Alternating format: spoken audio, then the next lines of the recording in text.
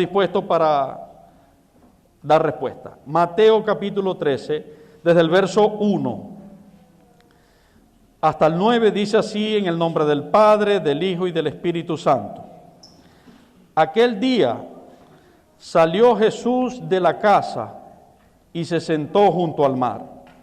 Y se le juntó mucha gente, y entrando él en la barca, se sentó y toda la gente estaba en la playa. Y les habló muchas cosas por parábola, diciendo: he aquí, el sembrador salió a sembrar. Y mientras sembraba, parte de la semilla cayó junto al camino, y vinieron las aves y la comieron. Parte cayó en pedregales, donde no había mucha tierra, y brotó pronto, porque no tenía profundidad de tierra. Pero salido el sol, se quemó, y porque no tenía raíz, se secó. Y parte cayó entre espinos, y los espinos crecieron y la ahogaron. Pero parte cayó en buena tierra, y dio fruto, cual a 100, cual a 60, y cual a 30 por uno. El que tiene oídos para oír, oiga.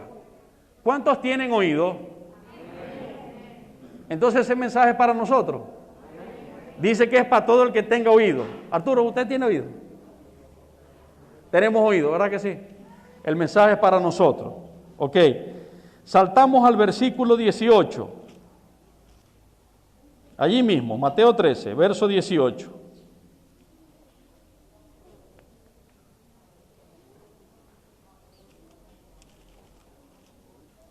Oíd pues vosotros la parábola del sembrador. Cuando alguno oye la palabra del reino y no la entiende, viene el malo y arrebata lo que fue sembrado en su corazón. Este es el que fue sembrado junto al camino, y el que fue sembrado en pedregales, este es el que oye la palabra y al momento la recibe con gozo. Pero no tiene raíz en sí, sino que es de corta duración, pues al venir la aflicción o la persecución por causa de la palabra, luego tropieza. El que fue sembrado entre espinos, este es el que oye la palabra, pero el afán de este siglo y el engaño de la riqueza ahogan la palabra y se hace infructuosa. Mas el que fue sembrado en buena tierra, este es el que oye y entiende la palabra y da fruto y produce a 100, a 60 y a 30 por uno. Amén. Pueden estar sentados. Título: el que persevere hasta el fin. A ver, repitan conmigo: el que persevere hasta el fin. ¿Hasta dónde hay que perseverar? Pero si viene la prueba, ¿dejo de perseverar? Y si viene la cuarentena, ¿tomo vacaciones cristianas y dejo de perseverar?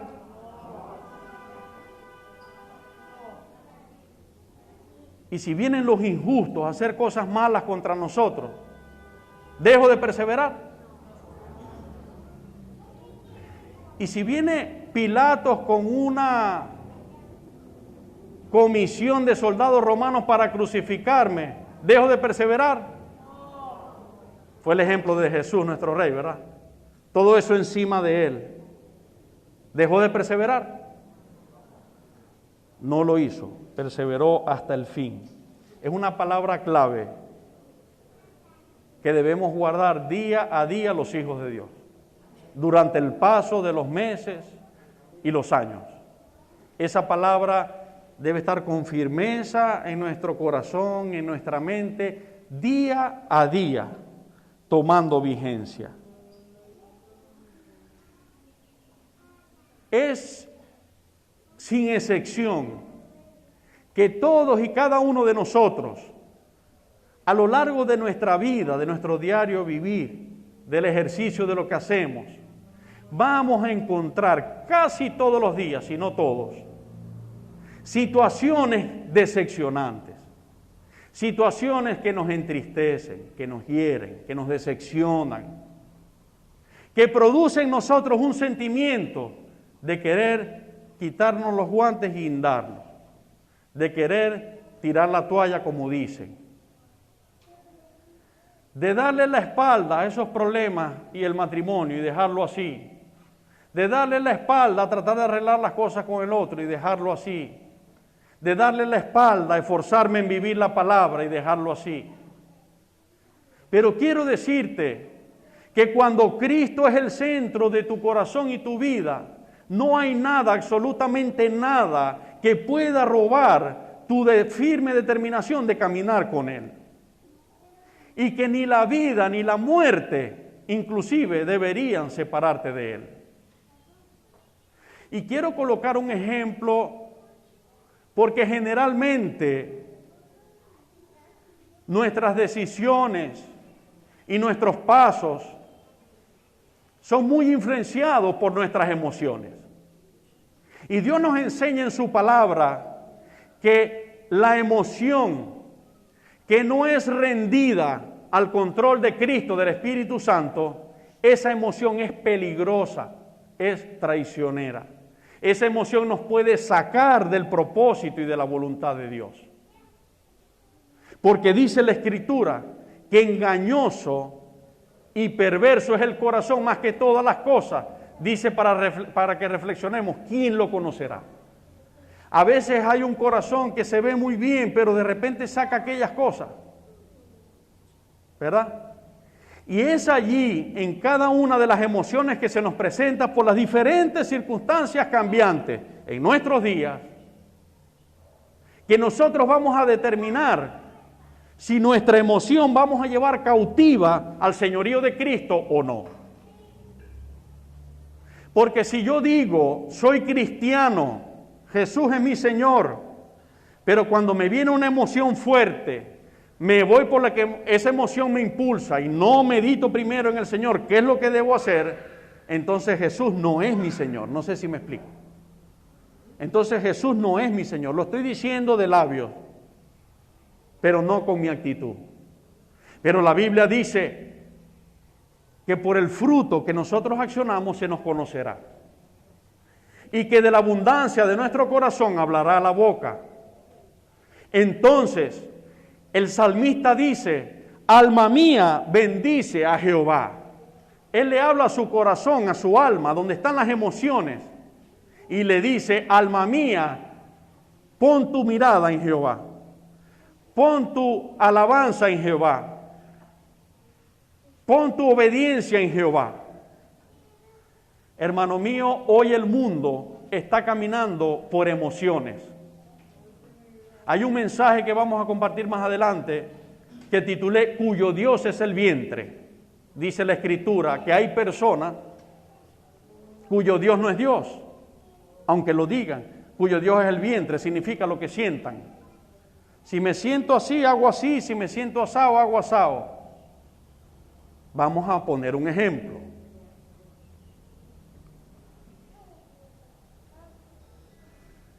¿Qué sentiría Jesús cuando lo estaban vociferando y diciendo cosas que era un criminal, que era un hereje y él no lo era? ¿Sentiría Jesús darles un abrazo y un beso a los que lo hacían? ¿O sentiría Jesús, digo en la parte humana, porque la Biblia es clara en decir que Él era Dios, pero que Él también era un hombre, un ser humano en ese entonces? ¿Sentiría Jesús las ganas de devolverle lo que estaban haciendo? Porque cuando Él tiempo atrás había llegado al templo y consiguió a la gente fuera del propósito de Dios para lo cual se había hecho el templo, se dejó llevar el pueblo por las emociones día a día y cuando vieron era un abasto el templo de comercio. La Biblia dice, el celo de tu casa me consume. Jesús sintió un celo y una rabia que por primera vez lo veo dejando sacar parte de su parte humana, de su ira. Pero esa ira no era pecaminosa. Dice la Escritura, el celo de tu casa me consume. Y Él no golpeó a las personas, Él golpeó a las mesas. Y les dijo que se fueran porque habían hecho la casa del Señor una cueva de ladrones. Pero Él tuvo esos sentimientos. La pregunta es, ¿se dejó llevar Jesús por los sentimientos humanos que vinieron a él? Cuando él oraba en Getsemaní, la Escritura dice que su angustia era tal que le pidió al Padre que si era posible que no tuviera que pasar por eso, aun cuando ya él sabía que había venido para eso y ya lo había anunciado.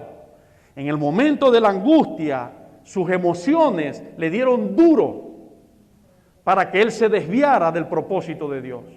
Sus emociones lo atacaron al punto de que dicen los médicos que su estrés era tal, emocionalmente hablando, que sus vasos sanguíneos se quebraban y salía la sangre junto con el sudor. ¿Hasta dónde fue angustiado? Por eso dice en Isaías 53, angustiado él y afligido. Eso es emociones. Pero no abrió su boca, como cordero fue llevado al matadero. Lo grande es que Jesús tuvo fuertes emociones, pero las emociones más fuertes, Él las sometió al Padre. Ni las emociones más fuertes lo llevaron a desertar o a perder el camino. Él siempre las emociones las llevó al Padre. Y cuando ya casi no podía, le decía, Padre, aún esta emoción, si es posible que esto no me pase, ayúdame. Pero por encima de todo, Padre, hágase tu voluntad. Significa, estaba llevando su más fuerte emoción a su Padre. El apóstol Pablo decía, yo no peleo como quien golpea al aire. Oye bien, iglesia, hay un enemigo que no está lejos de nosotros, que no está fuera de nosotros. Hay un enemigo que está en nosotros, que es nuestro yo, que es nuestra carne. Y el apóstol Pablo lo entendió y dijo, yo golpeo mi cuerpo y lo obligo a ponerlo en sacrificio vivo al Señor, que ese es nuestro culto racional. Porque en el cuerpo vienen todas esas emociones. Pero generalmente el enemigo enviará situaciones que influencien tus emociones y las mías para probar si verdaderamente vamos a seguir sometidos a Dios durante nuestra vida o no. Y te lo digo con experiencia propia, desde niño. Me hice cristiano por la gracia de Dios a los 19, 21 años.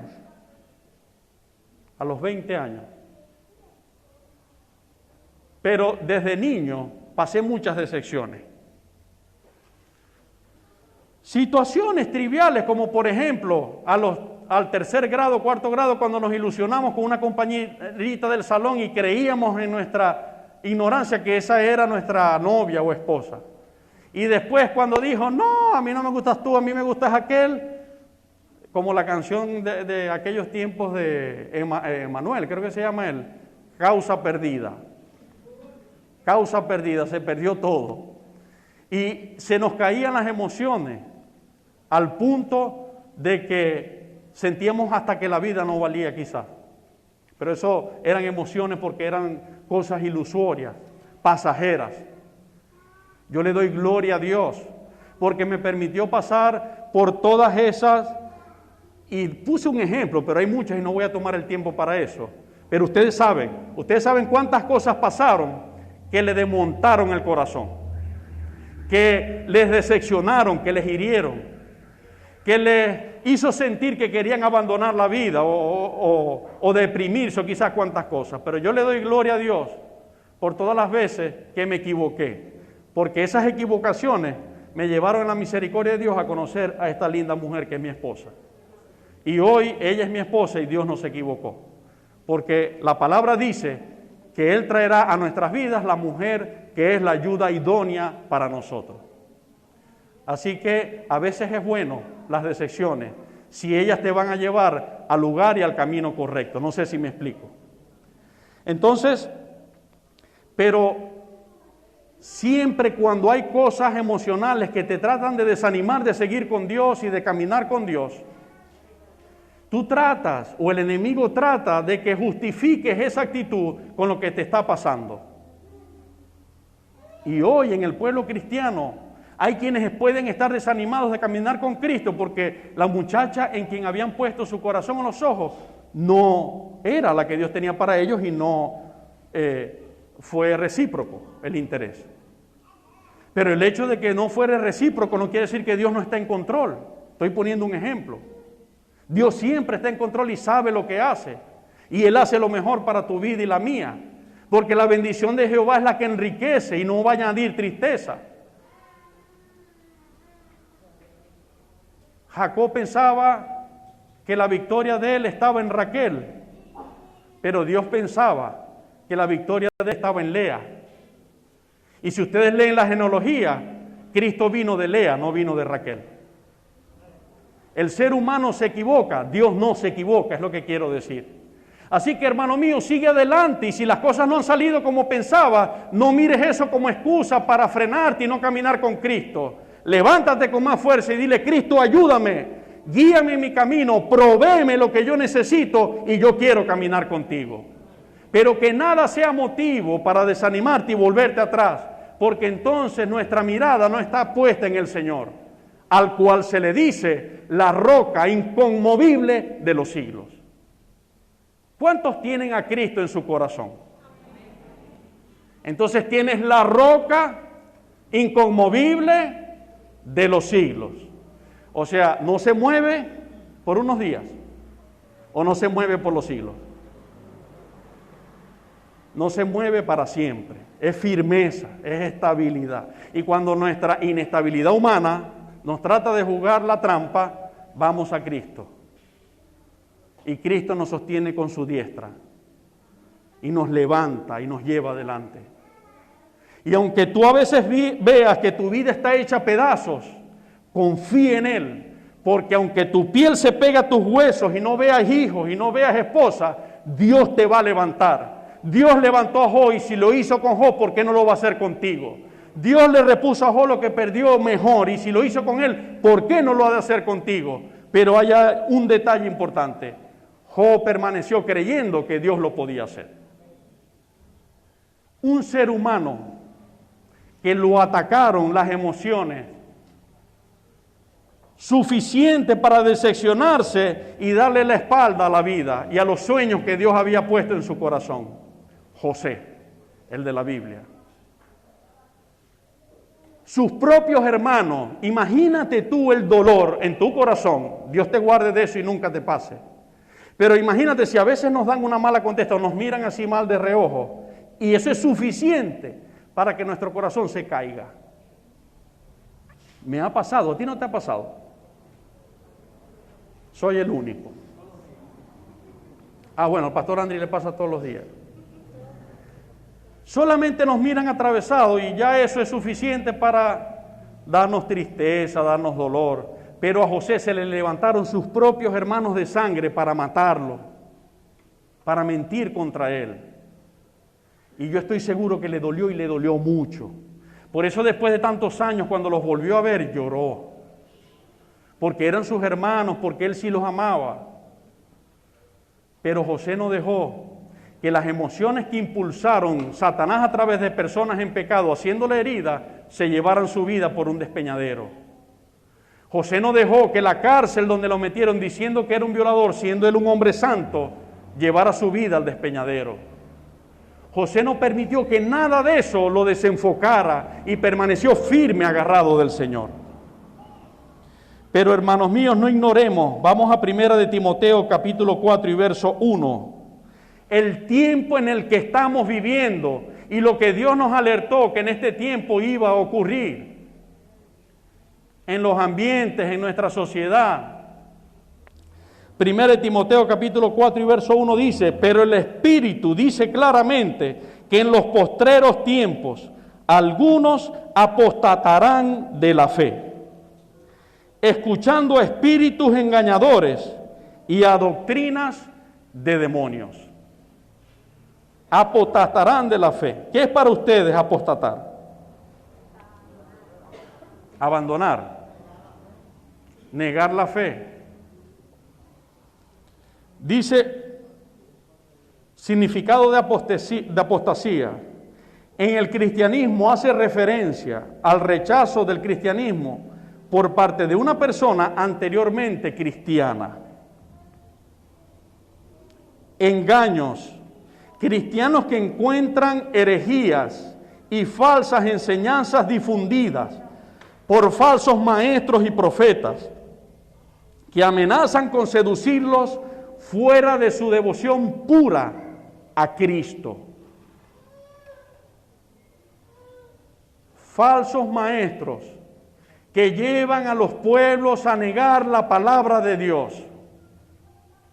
Y bajo una emoción, un ejemplo que acabo de ver, dicen, es que todos somos hijos de Dios. Para sentirse bien, la gente dice, todos somos hijos de Dios, refiriéndose en el mundo a los que son santos y a los que son homosexuales y a los que son ladrones y a los que son... Todos somos hijos de Dios. Pero, ¿dónde está eso en la Biblia? Si Cristo lo explicó claramente y la palabra dice que todos somos creación de Dios. Y verdaderamente muchos han determinado acercarse a Jesús y dice la Biblia, esos son hijos de Dios. Porque el que es guiado por el Espíritu Santo, ese es hijo de Dios, dice la palabra. Pero Jesús le tuvo que hablar a los fariseos, también son creación de Dios, pero ellos andaban a espaldas de la palabra y de la voluntad de Dios. Y Jesús tuvo que hablar y decirle, ustedes no son hijos ni de Abraham ni de Dios. Ustedes son hijos de vuestro padre el diablo, porque sus deseos queréis hacer. Aquel que trate de hacer la voluntad del diablo y no la voluntad de Dios, no puede decir con cordura, con sabiduría bíblica, que es hijo de Dios. Pero las personas bajo una emoción dicen, sí, todos entran así, todos son hijos de Dios. Qué bueno fuera. Pero entonces Cristo no hubiese tenido que hacer un sacrificio para que cuando todos los que éramos hijos pródigos, éramos hijos y creación de Dios, pero estábamos lejos, nos habíamos ido, no estábamos en su casa, Cristo hizo un sacrificio para que tuviésemos la oportunidad un día de volver a su presencia y ser perdonados nuestros pecados y ser borrado nuestro pasado y darnos el Señor una vida nueva. Pero la Escritura dice claramente que en los últimos tiempos habrá un espíritu de apostasía. ¿Qué significa? Un espíritu que influenciará a las personas a que se retracten, a que se devuelvan de su fe. Ah, bueno, pastor, pero yo nunca he negado a Cristo. Yo siempre digo que soy cristiano y que creo en Cristo. Pero recordemos que ser cristiano es caminar como Él anduvo, dice la palabra. Que no todos, dice la Escritura, entrarán en el reino de los cielos, sino los que hacen la voluntad del Padre que está en los cielos. Recordemos que ser cristianos es que Cristo enseñorea nuestra vida, no que hacemos lo que sea. Entonces, es preciso que nosotros le digamos a lo bueno, bueno y a lo malo, malo. Y más en este tiempo, que nos paremos firmes. No estemos pensando que los líderes santos conciban o acepten dar permiso para vivir en algo que es pecado. Porque eso, los que somos santos y los que somos llamados por Dios y los que tenemos a Cristo y a la Biblia como centro de nuestras vidas, no lo van a conseguir. Nuestro camino es Cristo y su palabra. Y pasará el cielo y pasará la tierra, pero su palabra no pasará.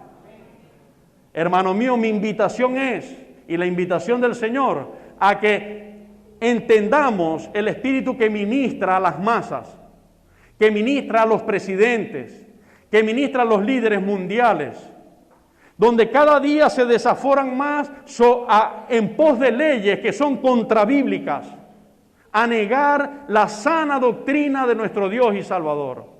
Parémonos firmes y mantengamos sin fluctuar la profesión de nuestra esperanza, como dice la Escritura. Mantengamos firme la sal de la tierra habitando en nosotros. Pero dijo Jesús, pero si la sal se desvaneciere, ¿para qué podrá servir? Que no se desvanezca la sal que es Cristo en tu corazón y en el mío. Que no se desvanezca su palabra en nosotros, que permanezca firme. Para que le demos honor a esta palabra que dijo Jesús en Mateo capítulo 24. Unos se entregarán a otros, habrá terremotos, habrá pestes. Habrá guerras entre naciones y rumores de guerra. Y por haberse multiplicado la maldad, el amor de muchos se enfriará. El amor de muchos se enfriará. Las circunstancias golpearon y se fueron abajo. Se decepcionaron y entregaron. Se volvieron atrás. Pero él dijo, más el que persevere hasta el fin, y lo señala, este será salvo. Es importante que le hagamos honor al Señor y esa palabra, que perseveremos hasta el fin, que nada nos pueda mover. Y él lo explicó allí donde comenzamos leyendo en la parábola del sembrador.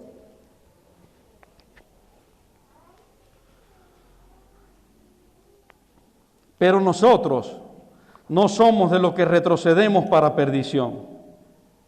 Nosotros somos de los que tenemos fe para preservación de nuestra alma. Hebreos capítulo 12 y verso 35 al 39 dice, Hebreos capítulo 10, desde el verso 35, dice, no perdáis pues vuestra confianza, que tiene grande galardón, porque os es necesaria la paciencia, para que así, habiendo hecho la voluntad de Dios, obtengáis la promesa.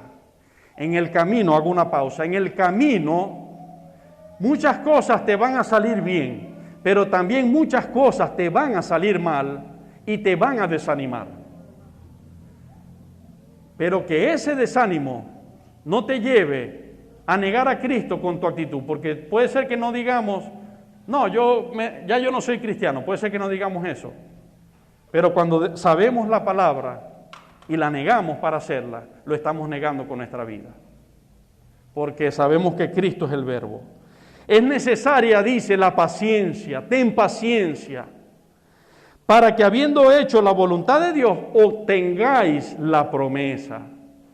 El hecho de que hasta ahora no haya llegado lo que anhelas, si es en el Señor, no quiere decir que no va a llegar, pero espera el tiempo de Dios. El tiempo de Dios es perfecto y todo lo que se quiere debajo del cielo tiene su hora. En su tiempo tu bendición vendrá, pero es necesaria tu paciencia, tu firmeza para que obtengas la promesa. No es una opción volverse atrás. Volverse atrás te llevará a un despeñadero, a acabar con tu vida. Te lo digo bíblicamente. Vuelve el perro a su vómito y la puerca lavada a revolcarse en el seno. Dice así la Escritura en la carta del apóstol Pedro sobre las personas que después de haber conocido a Cristo vuelven atrás. Es mentira que encontrarás un beneficio que te llene atrás. Solo en Cristo está lo que tú y yo necesitamos. No hay otro lugar. Solo Cristo tiene lo que tú y yo necesitamos. Y sigo leyendo verso 37. Porque aún un poquito y el que ha de venir vendrá y no tardará. Mas el justo vivirá por fe, y si retrocediere no agradará a mi alma. Pero nosotros no somos de los que retroceden para perdición, sino de los que tienen fe para preservación del alma. Repite conmigo, pero nosotros no somos de los que retroceden para perdición, sino de los que tenemos fe para preservación del alma. ¿Cuántos vamos a perseverar? Salmo 91, 14.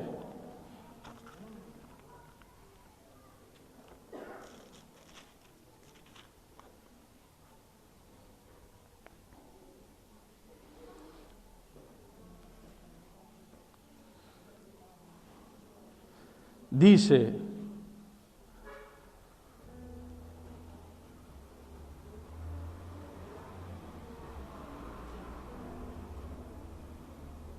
por cuanto en mí ha puesto su amor, yo también lo libraré. Le pondré en alto por cuanto ha conocido mi nombre. Me invocará y yo le responderé. Con él estaré yo en la angustia. Lo libraré y le glorificaré. Lo saciaré de larga vida y le mostraré mi salvación. Nótese que habla del ser humano, si lees versículos antes, que va a pasar por áspides, serpientes y escorpiones. Significa por en medio de demonios, por en medio de duras oposiciones. Ser humano que va a pasar en medio de la angustia, va a vivir tiempos de angustia, pero donde el Señor fiel y tiernamente dice: yo lo sostendré, yo lo libraré, porque Él ha conocido mi nombre, yo le pondré en alto.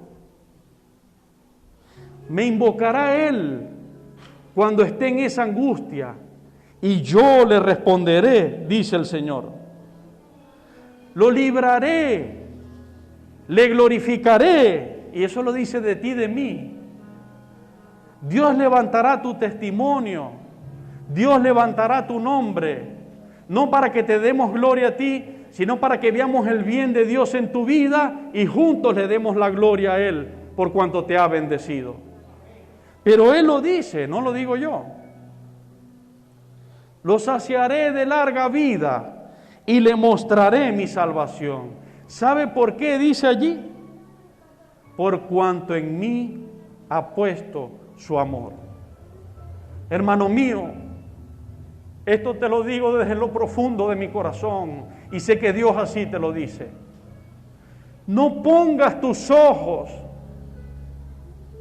en los placeres pasajeros, en los deseos carnales de los ojos, en la vanagloria de la vida que hoy abundan, que hoy está a tu alcance muy fácil. No pongas tus ojos en ello, porque ello destruirá tu vida.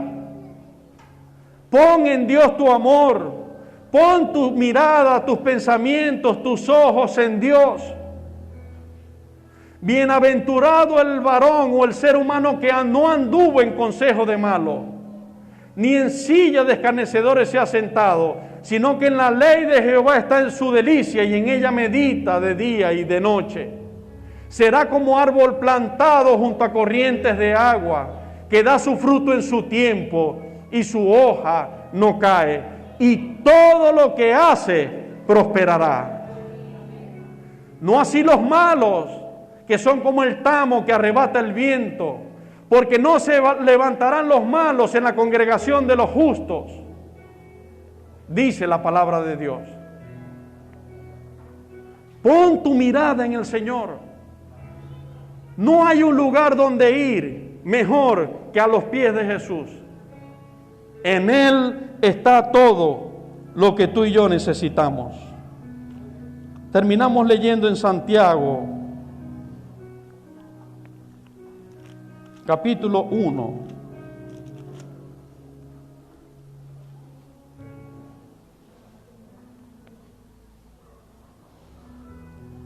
Sé que muchos dirán, ha ocurrido otro milagro. El pastor Carlos tardó 30 minutos.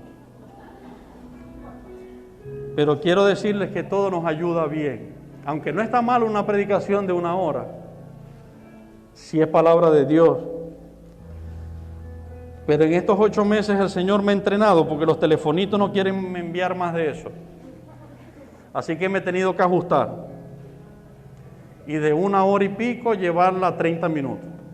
Gloria a Dios por eso, ¿verdad? Dios nos entrena, fue uno de los mensajes en estos días. ¿Lo escucharon? Santiago capítulo 1 y verso 12. Bienaventurado el varón que soporta la tentación, porque cuando haya resistido la prueba, recibirá la corona de vida que Dios ha prometido a los que le aman. Fíjese bien lo que dice el versículo siguiente. Cuando alguno es tentado, no diga que es tentado de parte de Dios, porque Dios no puede ser tentado por el mal, ni Él tienta a nadie, sino que cada uno es tentado cuando de su propia concupiscencia es atraído y seducido.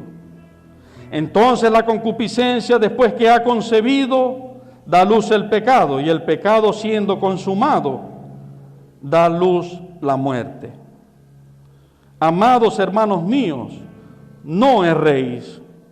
Toda buena dádiva y todo don perfecto desciende de lo alto, del Padre de las luces, en el cual no hay mudanza ni sombra de variación. Él de su voluntad nos hizo nacer por la palabra de verdad, para que seamos primicias de sus criaturas. Porque los que se devuelven, lo primero que hacen es evadir la responsabilidad y decir: Señor, fue la mujer que me diste, como dijo Adán. Señor, fue la novia que me diste. Señor, fue el novio que me diste. Señor, fue el hijo que me diste. Señor, fue el trabajo que me diste. Señor, fue tal. Nada de esto externo, si esto está firme en tu corazón, te puede separar de tu Dios. La adoración es en el corazón. Y cuando la adoración es en el corazón, pueden acabar con tu vida, pero tu corazón seguirá adorando y seguirá alabando al Rey de Reyes.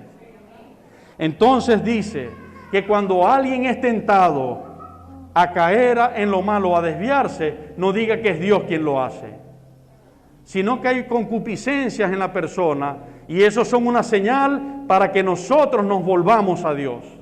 Para que nosotros, si hay algo que nos quiera hacer cojear, le digamos al Señor: fortaléceme, Señor, pero yo quiero salir victorioso en la tentación. ¿Y sabes qué te va a esperar? Porque te voy a dejar claro lo que Dios enseña. Esas tentaciones pasajeras que te vienen son, así como lo dije, muy pasajeras. Y hacerlo fuera de la voluntad de Dios destruirá tu vida, porque allí dice que el pecado dará luz a la muerte. En cambio, cuando tú te agarras de Dios a soportar esa tentación, para que cuando llegue en su tiempo la bendición te alcance, dice que Él dará la corona de vida que ha prometido a los que le aman. Lo que demuestra Dios en nuestra vida que verdaderamente le amamos es que hacemos lo imposible por no caer de sus caminos. Es que hacemos lo imposible porque Él nos sostenga y caminar con Él. Y si en algún momento hemos resbalado y nos caemos, nos levantamos y decimos: Señor, perdóname, aquí estoy, quiero caminar contigo. Levántame, porque dice su palabra que si alguno dice que no ha fallado es un mentiroso. Pero que si confesamos nuestros pecados, Él es fiel y justo para perdonarlos y para limpiarnos de toda maldad. Así que bienaventurado el ser humano que soporta la tentación, porque cuando haya resistido la prueba, recibirá la corona de vida que Dios ha prometido a los que le aman. Entonces, ¿cuántos quieren la corona de vida que Cristo va a dar? Yo sí la quiero, hermano. Esa corona no es corruptible. Los beneficios que en esta tierra podemos conseguir son corruptibles y pasan. Pero los que Dios nos da no son corruptibles. Bendito sea su nombre. Quiero que juntos oremos a Dios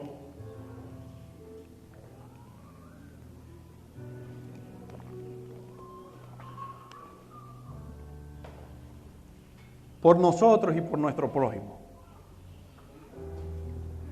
Es un tiempo difícil, donde se han concatenado las cosas para tratar de llevarse el enemigo en los cachos, para que me entiendan, a todo el que pueda. Se ha concatenado que no pudiera la gente congregarse para encender más ese fuego. Y el que lo sabe encender en su casa permanece ahí con el Señor, pero algunos no lo saben hacer y se enfrían. Se han concatenado las leyes mundiales, la maldad en las calles, tantas cosas, ¿no? Pero recuerdo siempre a los siervos de Dios en la Escritura y cómo Dios levantó a los sacerdotes para ponerlos delante de Él y a favor del pueblo, para que pidiera perdón por sus pecados y por los pecados del pueblo. Y yo quiero que esta oración vaya en dos sentidos. Y uno es, primero, que le pidamos perdón al Señor por nosotros y por nuestras familias, por nosotros y por nuestros amigos, por aquellos que han podido caer o desfallecer. Y luego vamos a ministrar, a orar a Dios por sanidad de cualquier tipo de enfermedad, de los que puedan estar aquí y de los que no vinieron, que están ahorita en un lecho. Vamos a orar a Dios para que Dios escuche esa oración. Nosotros confiemos en Él y Él obre sanidad en esas vidas. Dice la Escritura que confesemos nuestras ofensas unos a otros y oremos unos por otros para que seamos sanados. Señor mi Dios, te doy gracias en el nombre de Jesucristo. Gracias por tu fidelidad, por tu misericordia. Gracias porque tú has sido fiel. No nos ha faltado, tú nos has sostenido. Ni un momento de nuestras vidas, Señor, tú nos has desamparado. En todo tiempo has estado con nosotros. Y en los tiempos más difíciles, prácticamente imposibles de producir, tú has producido como si fuese maná del cielo. Algo así tú has hecho, Padre, pero el alimento no nos ha faltado y de alguna manera nos ha sostenido. Quiero darte gracias, quiero darte honor y gloria, porque solo tú lo has hecho. Tú eres Dios fiel, quien prometió saciar nuestra alma en la sequía y dar vigor a nuestros huesos. Que si pasáramos por el fuego no nos quemaría, y si pasáramos por las aguas no nos ahogarían, porque tú estarías con nosotros, y hoy estamos dando testimonio de esa verdad. Hoy estamos aquí parados delante de ti, solo porque tu benevolencia ha permanecido con nosotros. Tú nos has sostenido. Quiero pedirte que nos perdones, Padre, por todo aquello que hemos creído hacer bien y hemos hecho mal. Que nos perdones por nuestras ofensas, por nuestros pecados, por haber pensado mal o por haber accionado mal. Perdónanos, Señor, a nosotros y a todo tu pueblo, a nuestras familias, a nuestros hermanos en Cristo, a nuestra iglesia. Padre, perdónanos. Cuando nuestros ojos se fueron tras la mentira, tras la vanagloria de la vida y los deseos carnales, perdónanos, Dios. Hoy, como hizo Abraham, como hizo Moisés, como hizo Daniel, como hicieron tus siervos, pedimos perdón delante de ti a favor de tu pueblo. Te rogamos que tu misericordia extiendas aún más sobre nuestras vidas, que tu favor nos alcance, que levante, Señor, al que está caído. Tu palabra dice que tu gracia sobreabunda sobre el pecado, mi Dios.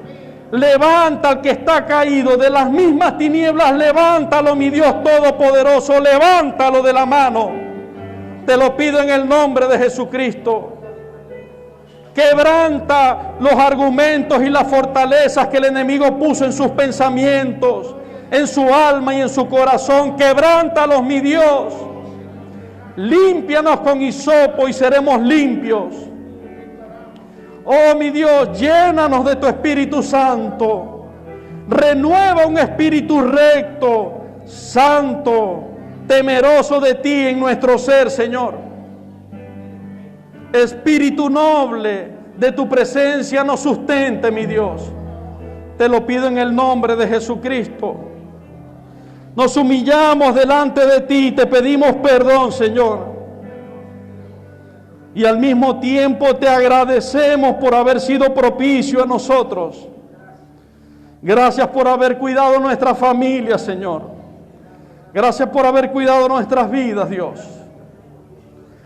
Padre, te doy gracias por mostrarnos tu palabra. Tu palabra dice que el río de agua viva, que es tu Espíritu Santo, produce sanidad a las naciones. Y recuerdo tu escritura que dice que cuando caminaba Jesús entre los hombres, sanabas a todos aquellos que estaban enfermos de diversas enfermedades y libertabas a los que estaban endemoniados. Dice tu palabra que tú diste una visión a tus siervos y vieron que en las riberas del río de agua viva habían árboles plantados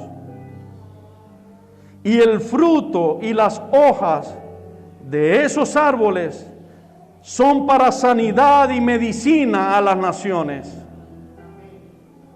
Yo sé, mi Dios, que tú hablas de todos aquellos nosotros, tus hijos, que por tu gracia y tu misericordia hemos sido sembrados al lado del río de tu Espíritu Santo.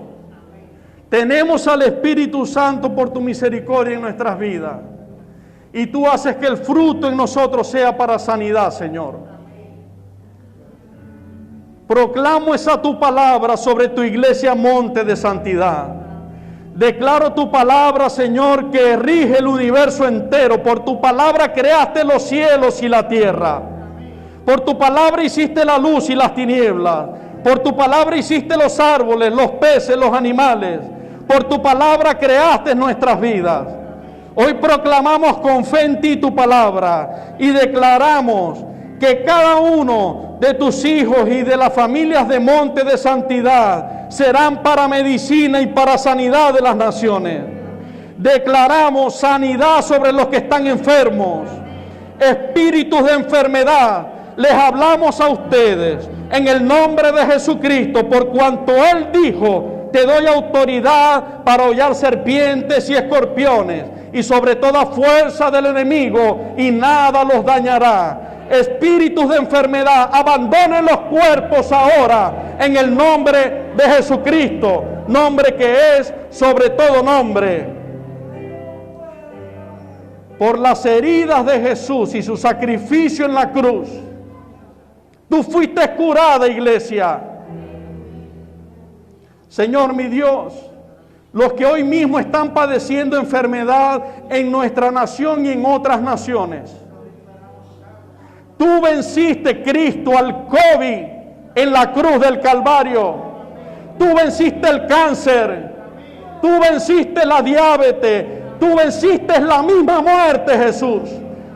Toda enfermedad destruiste por tu sacrificio glorioso.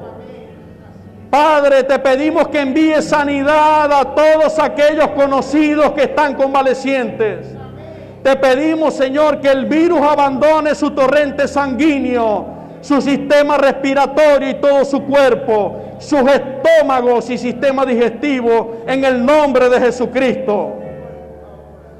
Padre, te pedimos que impregnes este lugar con tu presencia y que tu unción en este lugar y en nuestras vidas pudra todo yugo, como dice tu palabra.